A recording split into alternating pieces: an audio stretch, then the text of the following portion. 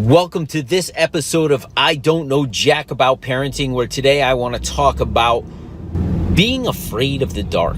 So the big question is this: how are parents like us, who don't have a manual, who are doing the best we can, who feel as though we aren't enough, how are we going to raise healthy, happy children who we are proud of and still keep our sanity in that process? That's the question, and this podcast will give you the answers. My name is Ryan Roy, and welcome to I Don't Know Jack About Parenting, a podcast for parents who are being real with themselves. Hey, welcome back to this episode of I Don't Know Jack About Parenting, where today I'm going to be talking about your child, maybe from 6 to 10 years old, I imagine. Their fear of the dark or being in spaces in the home alone. Now, I never necessarily had this fear as a child, and I'm learning that it's hard to rationalize with someone who is pent up with fear. Not only that, they're young and they don't understand. So my 7-year-old recently has had the challenge of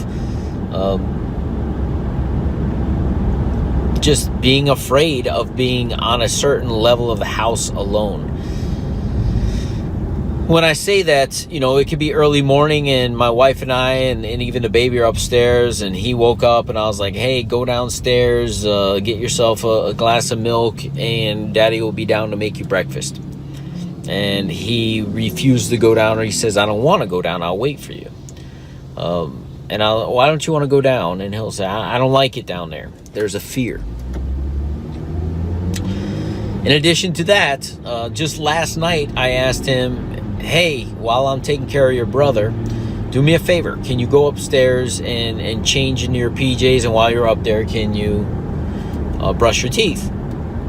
So he goes up reluctantly, and he comes down like almost flying off the stairs. And he's like, I don't want to be up there. And he has his PJs in his hand. I was like, well, just change. I said, did you brush your teeth? I'll brush them before I go to bed. Okay. And then I said, well, what's going on with that? It's dark up there. I don't like being up there by myself. And we've had a couple of these discussions, but I find it fruitless because he has an emotion, right? We can't tell people how to feel. And I don't want to discredit how he feels towards being in that space or any space by himself. If that's how he feels, he doesn't want to be alone. I don't want to tell him that's there's something wrong with it. I don't want him to feel like there's anything wrong with it.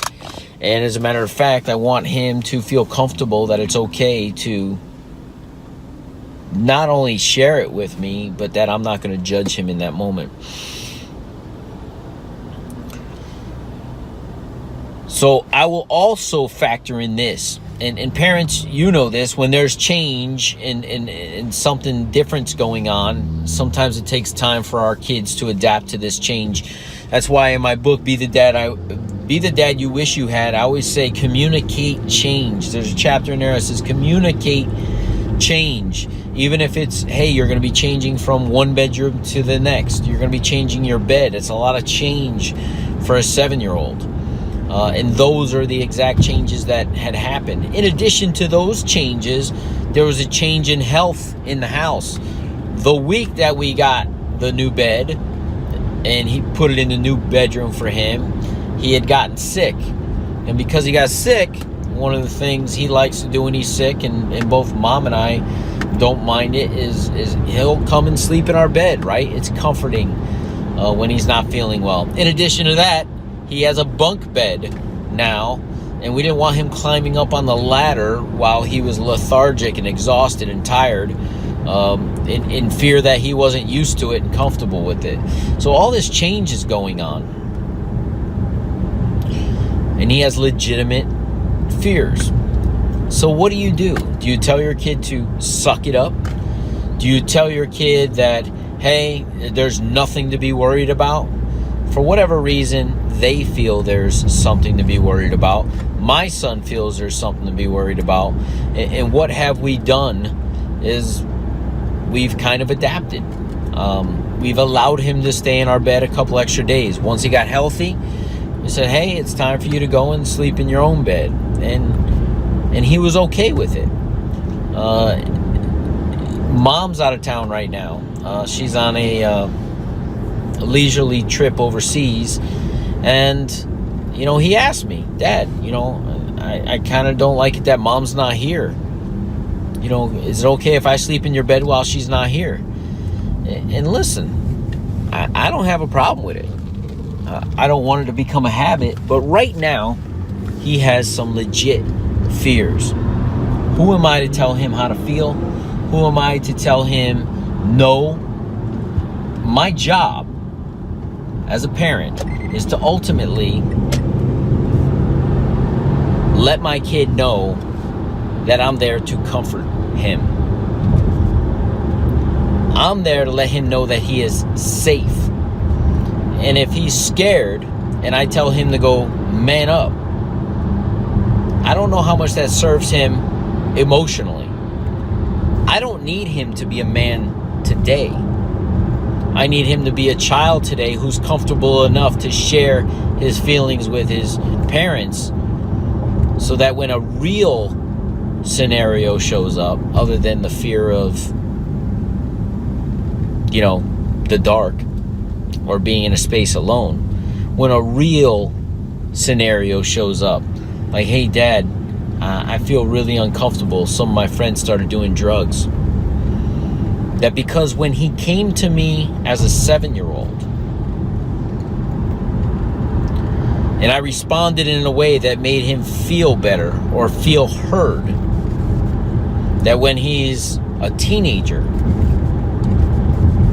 he'll still come to me because he feels safe and he feels heard. And I don't know that I'm right? I did the whole title of this is I don't know jack about parenting, but that's my reasoning. I'll share with you a friend of mine. Her name is Sue Lee. Amazing woman. Founder of the Sock and Tomb Sock campaign. When I wrote my book, she read through some of it really quickly, and she's like, these lessons are amazing. She goes, I've shared a lot of these same lessons in some of my teaching materials over the years, as she was a kindergarten teacher for years and wrote different materials. She said, people don't necessarily see long term, they see the moment. She goes, I could tell by the way you wrote this book, you understand the long term, not just the moment. She goes, there was a time where I was speaking to a girlfriend of mine, and my 4-year-old son at the time came up to me and he said, Mommy. And he went on for about 4 or 5 minutes sharing with her one of his experiences. And she basically gestured to her friend like, let me listen to him. And then she asked him some questions and she poured into him.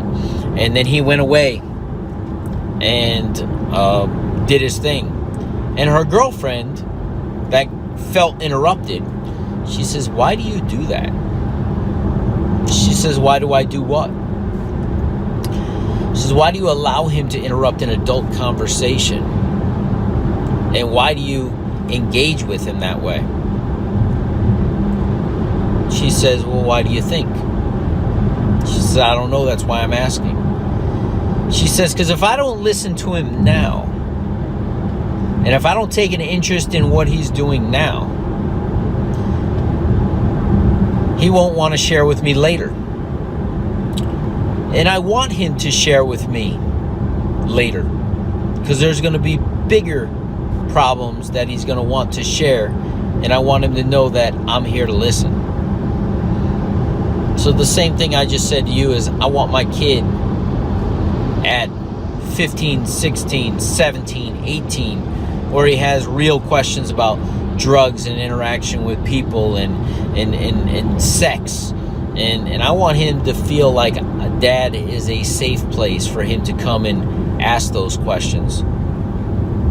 But if I turn him away now, or I tell him he can't sleep in my bed, or I tell him he should figure it out on his own, right? That's another way he could do it. Hey, go in your room and figure it out. Deal with your fears on your own. What about the day that he's fearful about asking a girl out? Well, Dad told me to figure it out on my own. What about the day that, his buddies are pressuring him into doing something that he doesn't necessarily want to do? And he goes, man, I want to talk to Dad, but Dad always told me to figure it out on my own. I recently had a coaching session with a potential new client, and it looks like they're coming on, and something this person said multiple times in the conversation was, my dad always figured things on his own, and he's been pretty successful. The biggest reason I might not hire a coach is because my dad always figured it out. And I think he'll think less of me because I wasn't able to figure it out on my own. It stung me multiple times on the call, and I addressed it at the end of the call. That's poor programming by his parents. We're designed to need each other. My son needs me right now when he says, Dad, I'm scared. And I say, you can come into my bed. I'll comfort you. So it's okay if your kids are scared of the dark. It's okay if they're scared of snakes. It's okay if they're scared of the boogeyman. I don't know jack about parenting. But what I think is right is for us to comfort them as they're sharing their insecurities. See you in the next episode. Do you want to be the dad you wish you had? If so, go get my free book, Be the Dad You Wish You Had, at BeTheDadYouWishYouHad.com. Inside, you'll find my most effective 40 tips to quickly and easily transform yourself into the ideal dad. Go to BeTheDadYouWishYouHad.com now and get it while it's free.